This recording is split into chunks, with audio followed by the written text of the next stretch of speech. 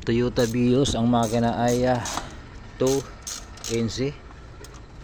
Ang i-share natin dito yung kanyang timing mark at saka yung position ng mga cam lobe. So ayan, ito yung cam lobe, yung dalawa magkasalubong, intake at saka exhaust. Yan, magkasalubong yan. Yan ang tamang position. Yung apat na to, pag nagsalubong yan, ibig sabihin yan ang tamang timing.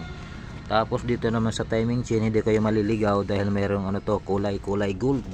Yan. Itong kulay gold na yan, dalawa yan, isa saka dalawa. Tapos dito, yan ang kanyang konya, ay key sa English yung tawagin. Tapos meron yang timing mark diyan. Yan. Timing mark, tapos nakatapat itong kulay gold na na chain yan. Itong chain na to na paikot, meron tong ibang kulay, tatlo to. Yan. Kung mapapansin nyo, tingnan nyo yan. Kulay gold ito o kaya silver. Yung iba silver, kaya yung gold yan, tanso. Nakatapat ito sa timing mark gaya nito. Yan, itong guhit na to nakatapat yan. Tapos dito rin yan, timing mark, nakatapat yung kulay gold na chain. Tapos magkasalubong itong dalawa na titi, tawag nito cam lobe. Yan, magkasalubong yan, intake tsaka exhaust. Tapos pagdating naman sa baba sa kanyang crankshaft, hindi rin kayo maliligaw dahil yan, kita niyan, meron siyang dot, butas yung kanyang crankshaft.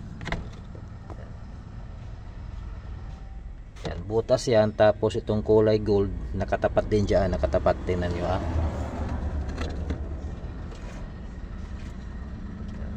nakatapat, di ba?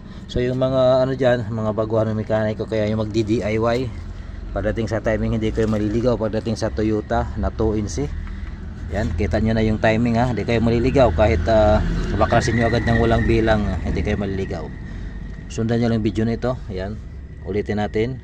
Pagdating dito sa crankshaft sa ilalim, meron siyang butas nakatapat sa kulay gold na plate. Yan. Tapos sa ibabaw, itong katla na to nakatapat din sa kulay gold. Yan, kulay gold yan. Dito naman sa kabila, nakatapat din sa kulay gold, meron siyang marking. Yan, marking.